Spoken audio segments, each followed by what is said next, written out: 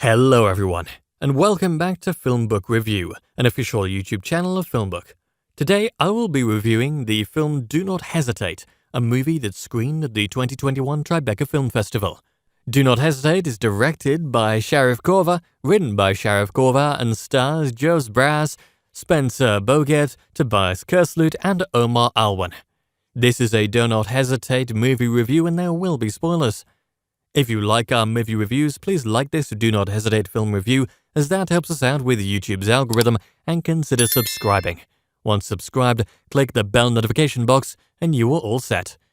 Please also consider becoming one of our patrons on Patreon at patreon.com/filmbook. We all know war is hell. We've all seen that phrase plastered somewhere before, cliched as it may be, but it's still the truth. And that fact should be routinely acknowledged. The question is, can you acknowledge a cliché without necessarily becoming one? Do Not Hesitate is one of hundreds of anti-war films out there, and director Sharif Korva knows how to be tactful about his narrative's immediate spatiality. It's the peripheries that remain disappointingly blurred, which may leave one asking for a bit of a sharper focus. On deployment in an unnamed Middle Eastern desert, a Dutch convoy breaks down amidst a relocation trek. The soldiers are ordered to stay with the vehicle until help arrives, for fear that marauders or enemy forces might ransack the expensive military equipment. Given the precarity of their exposed position between two mountain ranges, with limited supplies and a rescue team that keeps getting delayed, the troops' irritation and anxiety starts to skyrocket. In a clumsy mix-up, soldier Eric, Jos Braz, ends up killing an untethered goat. He and the other troops try to hide the evidence, but it's to no avail, as the goat's teenage owner, Omar Alwan, shows up angrily demanding amends. Unsatisfied with the repayment the military offers him, he hovers around the convoy and harasses them, much to the chagrin of the more paranoid and xenophobic soldiers like Roy, Spencer Boget. After another day, the commanding officer decides on a reconnaissance mission, leaving Eric, Roy, and Thomas, Tobias Kerslut, to guard the convoy in the meantime. All the while, the teen goat herder continuously hovers by. Time drags on, and the supplies dwindle down to nothing, wearing thin the patience of both the teenager and the remaining troops. For them to survive, they'll have to resort to extreme measures, but that will also include the loss of their humanity. I can't sign on to a handful of Letterboxd users' readings of this as a stealth remake/rip-off of Beau Travail, as I haven't seen that particular Claire Denis film yet.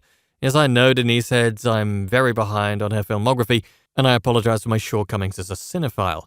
But there is another war drama that Do Not Hesitate calls to mind, Samuel Mauser's Lebanon. Do Not Hesitate interprets single-location war film a bit more traditionally, as opposed to Lebanon keeping its protagonists and its viewers trapped inside a tank for everything but its bookending shots. But they both use their claustrophobic settings as personified extensions of their characters' own fears and doubts. While Mauser's protagonists feel trapped in the dark, dank interiors of a metallic beast, Korva's are conversely trapped in and by open space, constantly exposed in a bright and barren valley situated between jagged mountains, a spot that offers clear views and plenty of cover to the troops' potential adversaries. Lebanon's soldiers see everything unfold in front of them, but can do little about it. Do Not Hesitate soldiers see nothing unfold, and they don't know what to do about that. Dadam Carlson's cinematography helps spur along on those feelings of entrapment too, with the 4:3 aspect ratio making even the widest of landscape shots feel menacingly constricted. But unlike with Lebanon, where Maus makes a relentless anti-war and potentially anti-Zionist case, even spiking it with moments of mild absurdity to hammer home the horrors of it, Do Not Hesitate is more or less straightforward in its approach. Carver, working off a screenplay from Jolien Larman, doesn't shy away from showing us either the anxiety of the soldiers' situation or the ultimate brutality of their actions, with the climactic scene being incredibly heart-wrenching.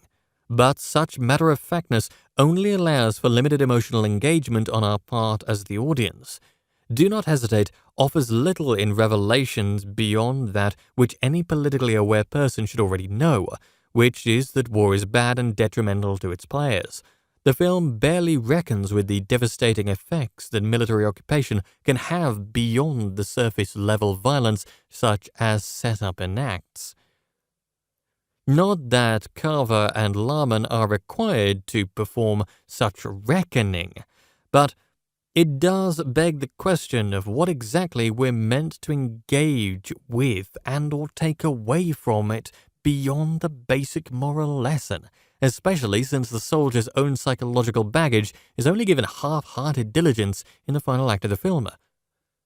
It also doesn't help that the Dutch Army's mission is assumed to be one of general peacekeeping in a vaguely Middle Eastern location, which conflates any vague historical context into an ambiguous blob that prohibits deeper sociological inquiry, although that could be lost in translation, as I must admit that I know nothing about Dutch foreign policy. At its core, Do Not Hesitate is still a valiant effort, and its taut hour-and-a-half runtime certainly doesn't overstay its welcome. It's just a bummer that it contributes little to the already extant anti-war conversation beyond mildly indulgent meditations on trauma. If anything really makes one feel claustrophobic, it's the structural pigeonholing of subgenre that is this indie war film. And that brings us to the conclusion of this Do Not Hesitate movie review. I would love to hear your thoughts on it below in the comment section. If you liked what you heard during this review, please like this video and subscribe to the channel. Thank you for viewing, and you can watch one of these reviews next.